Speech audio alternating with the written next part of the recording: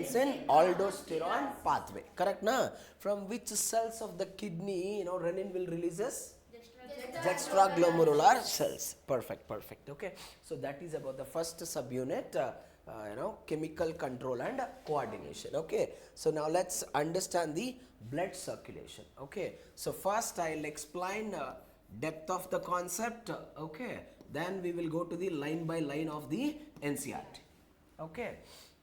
And in the entire human physiology, we can say that 3 to 4 questions can appear from this particular concept, because this concept is broadly divided into blood circulation also, as well as the cardiovascular system also. Okay, and what are the most important concepts where we can get the questions more oftenly in the exam? Number 1 is the blood groups.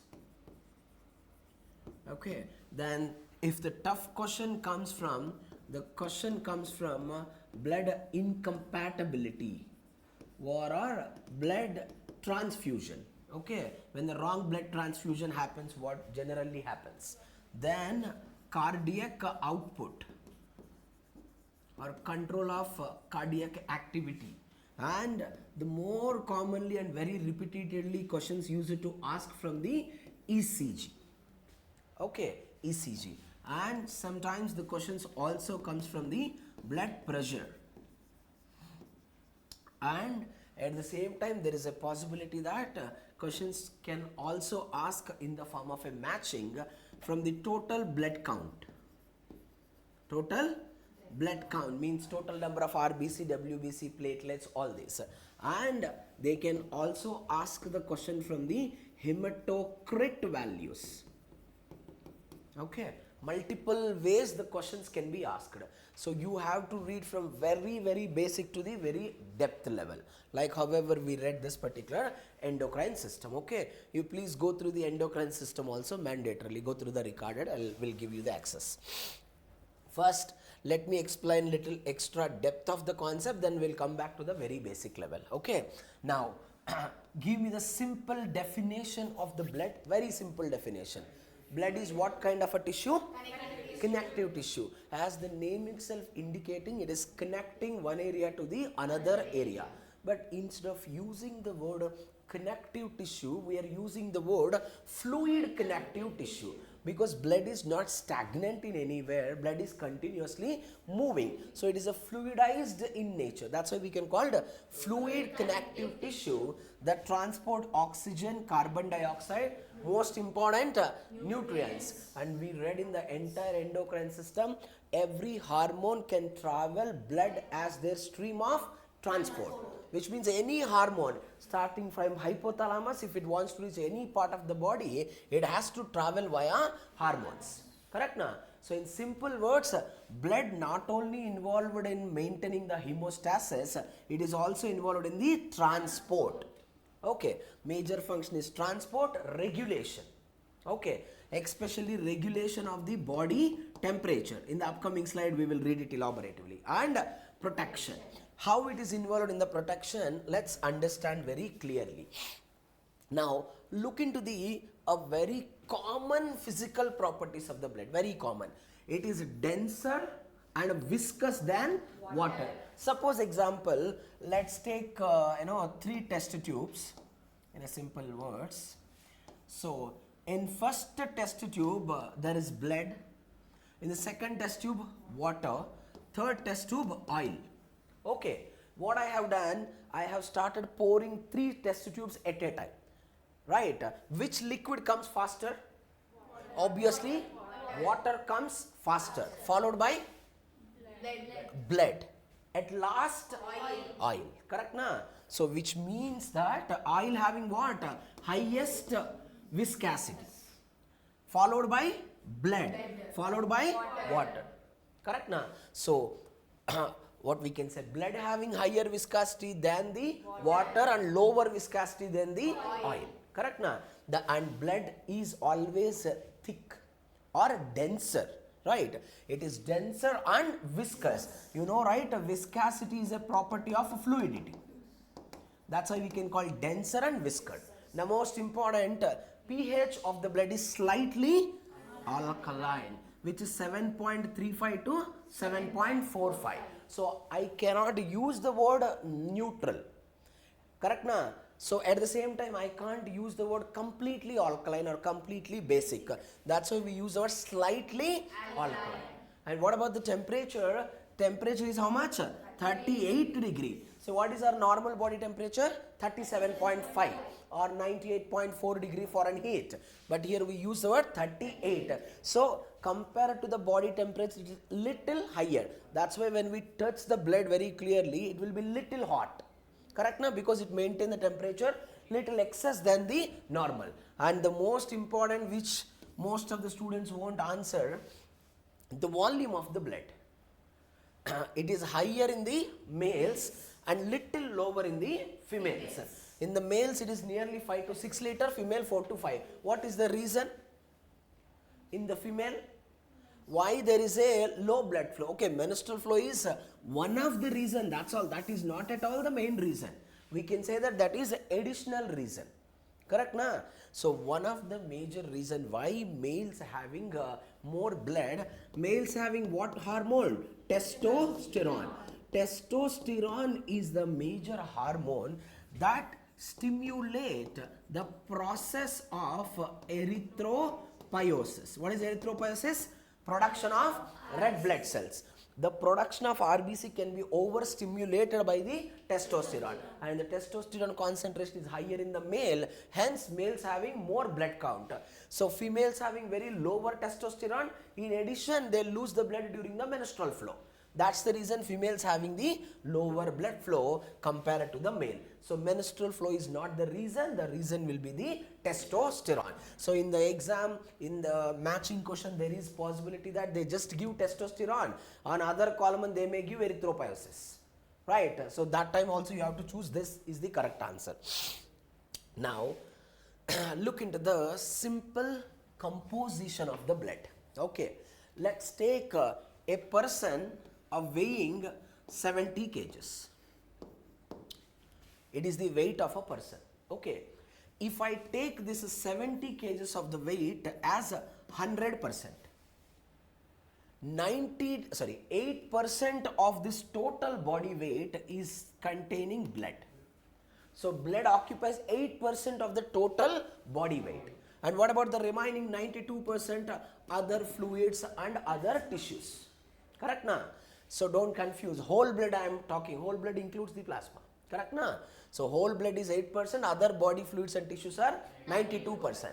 Now what I have done, I have taken 8% of this blood into 100%. You're getting? When I take this 8% of the blood into 100%, 55% of the blood is exclusively made up of plasma. So remaining 45% of the blood, we use the word formed elements. Formed elements, it is not a single element. It is made up of multiple elements such as RBC, WBC plus platelets. Correct na? So in a very simple words, except plasma, remaining portion is the formed elements. So once again understand, if I take 70 kgs of a healthy body weight, if I take 70 kgs as 100%, in this 100%, 8% is the whole blood, remaining 92% is fluid and tissues. If I take this 8% of the whole blood, 55% it is made up of plasma, 45% is formed elements. Now if I take 55% of the blood plasma into 100%, you know very well plasma is exclusively made up of water. I mean, its abundant portion is water. So again, if I take this 55% as the 100%, friends, 91.5 to 92% is exclusively water. Remaining portion, remaining 7.5 to 8%, it is exclusively made up of proteins. Now again, very important point for the exam. So hardly 7 to 8% are what? Proteins.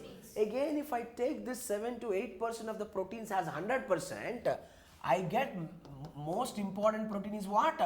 Albumin, then globulin, then fibrinogen. What is fibrinogen? Blood clotting factor. At the end, fibrinogen can be converted. Fibrinogen is soluble. Soluble fibrinogen can be converted into insoluble fibrin. That is what we can call clot. Correct na? Then what about albumin and globulin? Albumin, osmoregulation. Good, osmoregulation. And most important, remember, albumin is the major protein which is involved in the transport of lipids. Correct na? We get energy from carbohydrates, we get energy from lipids also, where the lipids will be breaking down in the adipose tissue. They'll store and they will break also. So if the lipids wants to transport till the adipose tissue, they will transport via a protein or a carrier. That carrier itself, albumin. Okay, and in our body, iron has to be transported continuously. Correct na? See, if RBC majorly require what? Iron. So that is also transported by globulin. So albumin and globulin, they are also involved in the transport mechanism along with the osmoregulation. We'll discuss that. Then 92% is water, remaining 8% is proteins and electrolytes, nutrients, gases and hormones. Now remaining 45% is what? Formed elements. Again friends, if I take 45% of the formed elements as 100%, so our blood is mostly made up of what? RBC. RBC is the highest fraction. So if I take this 45% as 100%, in this 98 to 99% is only RBC. So only less than 1% we have WBC and platelet. The total count is only less than 1%. Again, if I take this less than 1% as the 100%, white blood cells are very less in number, no? Hardly 5,000 to 10,000. So when we go to a hospital, they will say that in your body you are having inflammation or infection. When you have a more infection, which indicates that your WBC number is increasing. Otherwise, WBC number is less than 10,000. That's all. If it is more than 10,000, your body having more infection rate. And platelets are nearly 1,50,000 to 4 lakh. This later we will read the numbers very elaboratively. Okay. Now, how much WBC cells are there? 1% or less than 1%. Again, friends, don't confuse. You have to read very clearly. If I take this 1% of the WBC as 100%, in all the WBC, highest WBC are neutrophils.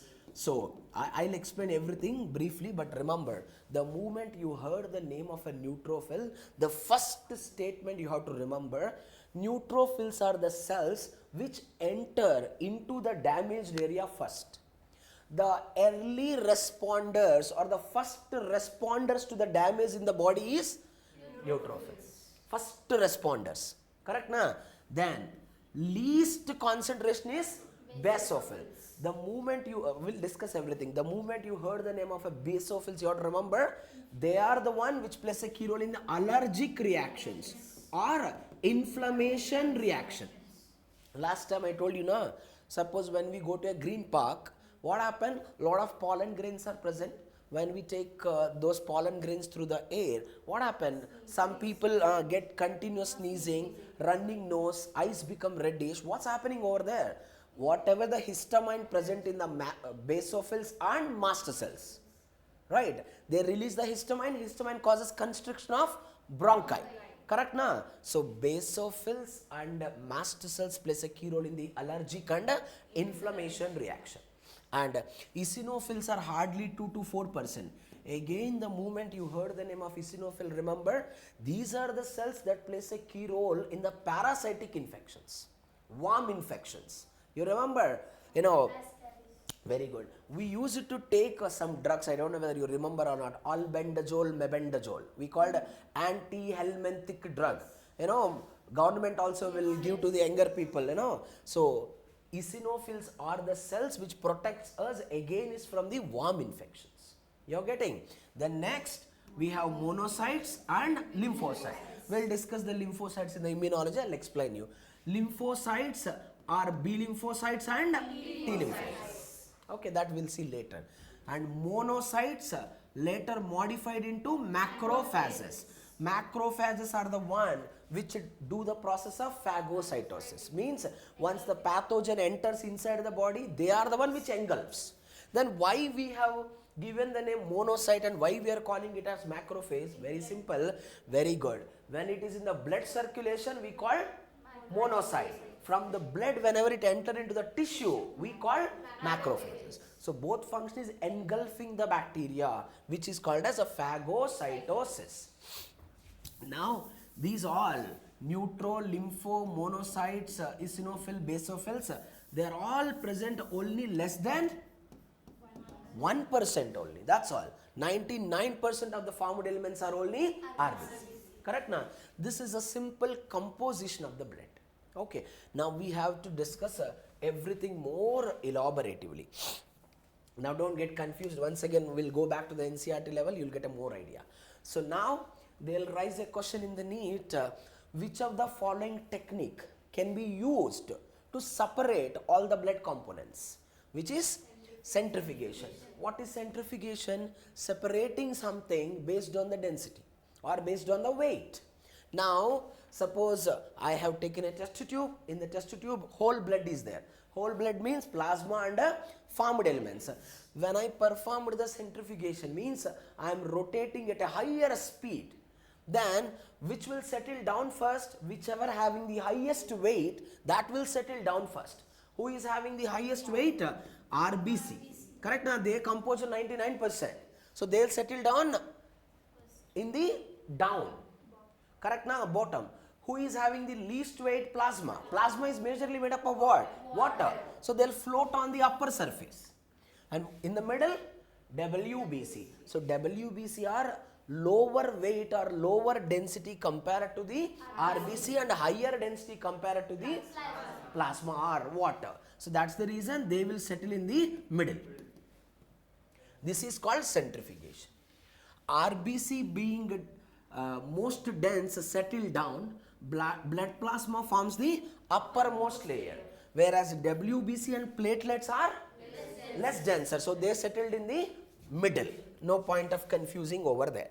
So now let's discuss one by one elaboratively. Blood without its cellular component is called as blood plasma. In that, water is the major portion, little bit is solutes followed by protein. Now the question for the exam, plasma proteins are what? Albumin, globulin, fibrinogen. Now the question is, which cells of our body synthesizes plasma protein?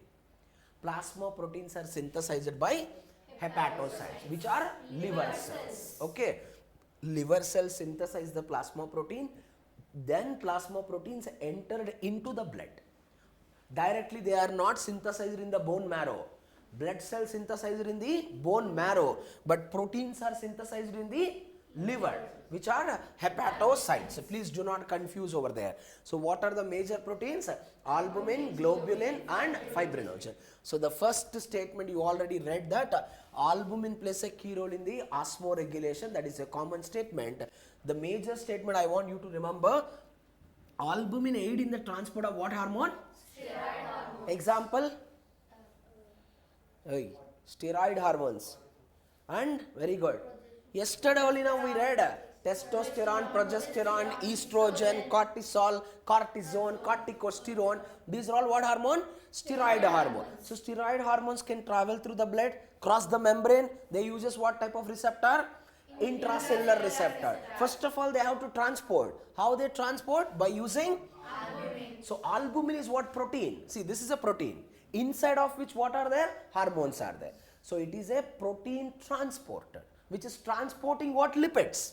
It is transporting lipids also, hormones also. So you should not think that if I want to transport the lipid, I require the lipid. It is not like that. It is a protein. Protein can transport anything. You're getting the point. So albumin is a major protein involved in the transport of steroid hormones also, as well as fatty acids also. No confusion over there. That is the function of albumin. The next one, globulin. Correct now? We have three type of globulins. We're gonna read it in the immunology also, human health and diseases.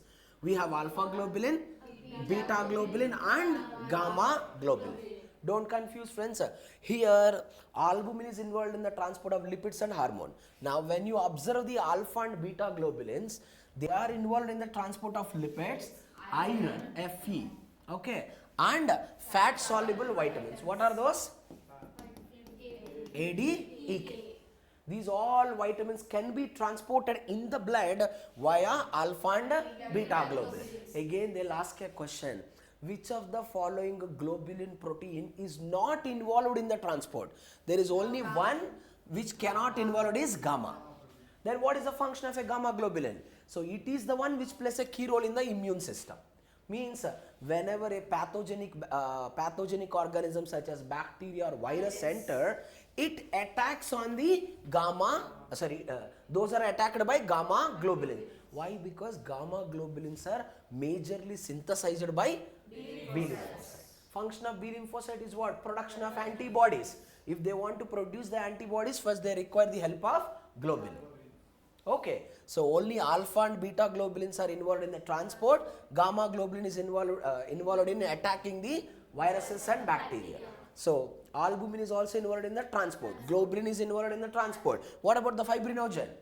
Fibrinogen is the major blood clotting factor which is required for the process of blood clotting. Okay, so these are all what proteins? Plasma protein, but they are all synthesized from liver. That is important. They are all synthesized from a specialized cells named as hepatocytes. No point. See, whenever I am solving the previous year questions, you have to understand correctly. Now, whatever we read right now is plasma. Blood is also contain formed elements, which are red blood cell, white blood cell, platelet. Most of the questions in the exam comes from red blood cell, most of the time. Sometimes in the previous year questions, the questions are also asked from the white blood cell, and there is a possibility question can come from the blood clotting mechanism. If the question paper is so easy, questions comes from clotting. If question paper is so difficult, question comes from blood transfusions or the blood grouping, okay, or especially from RH antigens, but we have to read everything. Now, red blood cell, white blood and platelets, correct na? Now let's understand one by one elaboratively. So this is RBC. Okay, now first I am giving the overview, then we will come line by line of the NCERT. Okay, then white blood cell, they are broadly divided into two types, granulo and agranulo. Why we call it granulo? See, suppose on the, when I observe under the electron microscope, if WBC cells in their cytoplasm, if it contain any conspicuous granules means the granules look like this. So when I observe under the microscope, the WBC contain a conspicuous granules, we call them as granulocytes. When I stain with a specific dye, when I observe granules, they are granulocytes. If I do not observe any granules in the cytoplasm, a granulocyte. So agranulocyte examples are what? T lymphocyte and the most important one, natural killer cells. We'll read in the human health and diseases. These are the cells attack most of the viruses that are entering in the body. And monocytes. These are all comes under the agranular. Means their cytoplasm is free. They do not contain any granules. But if you observe neutro, acino, baso, all contain certain type of granules. Depending on the type of the granules only, neutrophils get one shape, basophil get one shape, eosinophil get another shape. Okay, we have to read and understand that very correctly. We'll come back to that. Now, you might read in many books and you might heard in many movies also, they'll say that we are collecting the serum of the person. Okay, what exactly the difference between the serum and plasma? Plasma generally contain water and